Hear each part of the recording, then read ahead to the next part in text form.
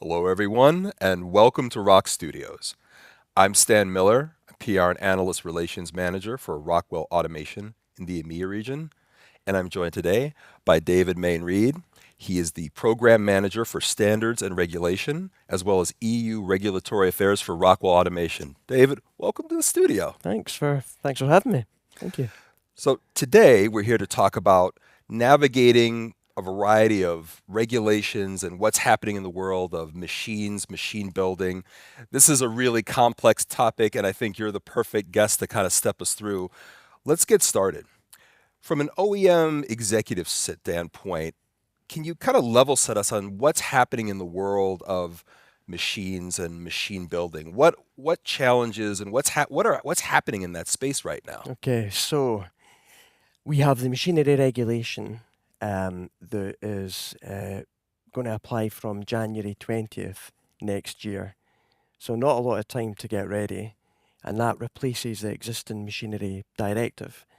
Um, there is no transition, so January 19th, machinery directive stops, and machine builders have to port their CE marking from the MD to the MR. I guess one fundamental change there is the machinery regulation applies across all the member states in Europe. So there's no kind of local interpretation. So okay, that's the regulation applies, but there's some essential health and safety requirements (EHSRs) that applying to autonomous machinery.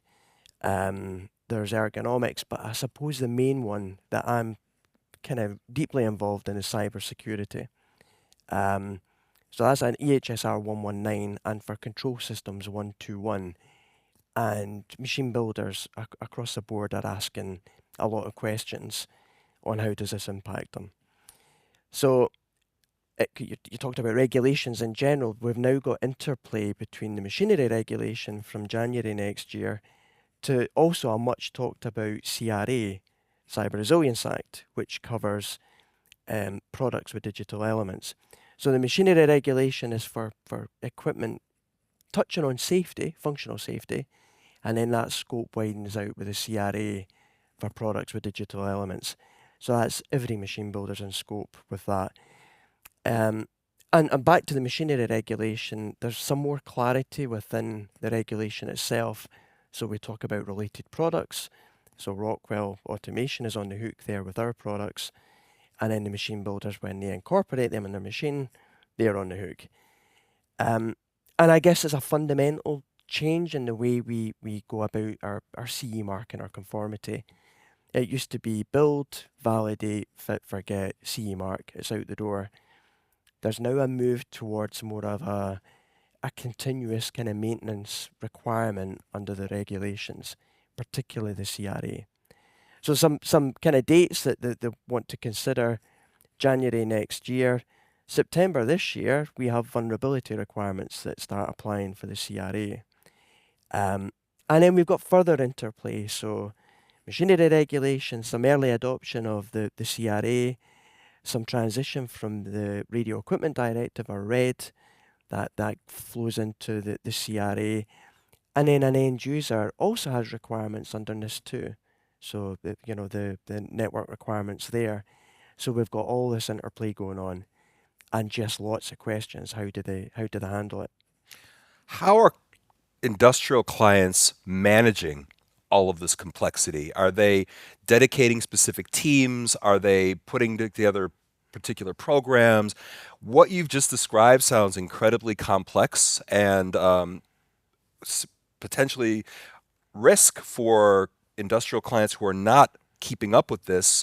What are you seeing in the marketplace? So I guess there's a bit of a paradigm kind of shift there. So we kind of had siloed approaches. So functional safety, cybersecurity used to be a kind of product nice to have. We've now got a legal requirement that has to be cyber secure.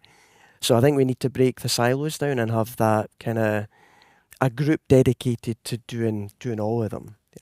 Data, cyber, AI as that comes online as well, functional safety. And I guess it needs backed up with standardization. because otherwise we're shooting in the dark. What are the risks to industrial clients who are not on top of this? I mean, what kind of risk are they facing? Well, I guess you do your conformity assessment for machine A next year, and if it doesn't meet the EHSRs, you're not going to be able to sell that machine. So it's pretty fundamental. Got it. Yeah. We've been talking a lot about regulation. Where do standards come into play? You're a member of a variety of standards boards. You have your finger on the pulse of all of this. So, kind of level set us on what's happening in that space. Um, a lot. A lot's going on there, and an extremely fast pace as well. So if I look at traditional machine builders, packaging machine, we've got in Europe we've got EN 415 series standards for palletizers and form fill and seal machines, and they've got a kind of 5-year life cycle of updates. Um, a long time to develop the standard. For cyber, we've got a blank sheet of paper and we have to meet this new requirement and regulation. Nothing's existing, so we're starting from scratch.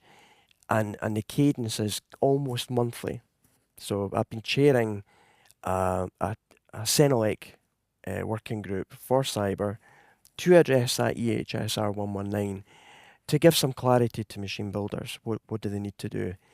They can start doing it now. So they don't have to wait till next year.